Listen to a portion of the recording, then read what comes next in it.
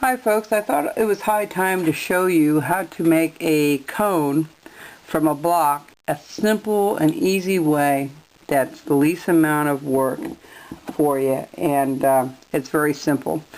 What you want to determine is how big you want the top to be. Some of my projects are thinner than others, and the size that you need to start the project. Once you have that figured out and you have your block, many of you remember me doing this thing of measuring with your finger and putting it across and using your finger as a slide to go up and down when you're marking stuff off on your carving.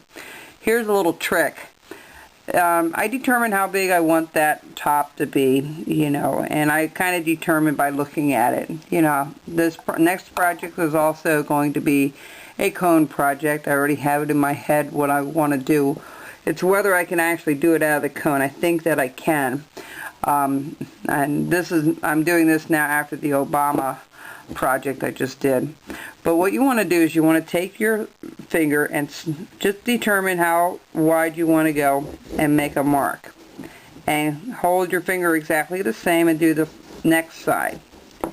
And then do the following side. And do all four sides, and see we have a square right in the middle. You didn't need a tape measure, you don't need any of that.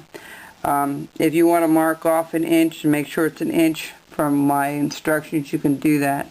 Mine are estimates, in a sense. You can make it as tall as you want or as big as you want. It's whatever you want to do. So what I do is I take that line and I make a little mark on each corner where that line meets, okay? From the top over. Alright. I'll tell you how to cut it out too, so it's simple for you.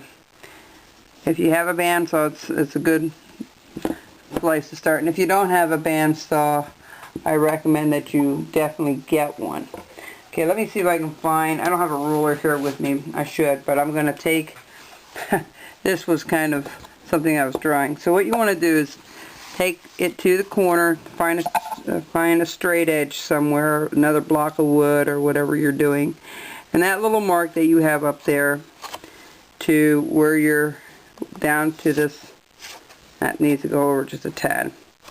Alright, like so. You do all four of your, I'm sorry, I messed up on that. I should have gone over a little further. Okay, I didn't see that. I thought I had it there. Okay, what you want to do is take that and measure again. Put your straight edge on there. And then just mark it off. Okay, you can make a template of this too.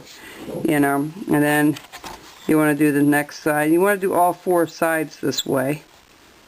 Okay, so you have a real good idea.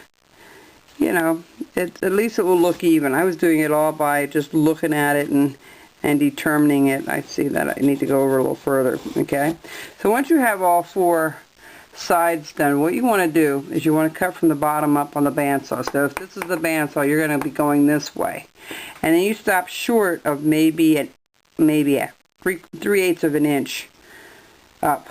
And because if you cut this side off, you're going to lose your pattern on this side. So what I do is I cut each one up to the top, and then when I'm all done, I do the two flat sides, and then I turn it around and I go from the opposite side and just cut off that little piece at the end.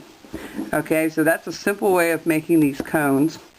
Or you can make a template, but this is kind of nice. The way I'm teaching you how to do it is because you can do any size and just make sure your measurements are done, with your finger and it's going to be straight every time, and it will be in the middle each and every time as well. Okay, because I know I'm doing a lot of cone projects, and I think maybe some of you might have a problem. Well, how do I make the cone and without a template?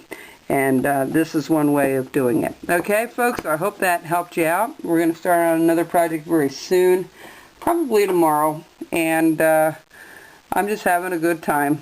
I'm coming up with all kinds of ideas. Sometimes I get a dry spell where I can't think of anything new, and when I can't think of anything new, all of a sudden something pops out and think, oh, there's a new project. So we'll keep going with it and keep carving, and we'll catch you next time on the Carver's Woodshop. Bye-bye, folks. Oh, and happy Easter to you all, too. Okay? Bye-bye.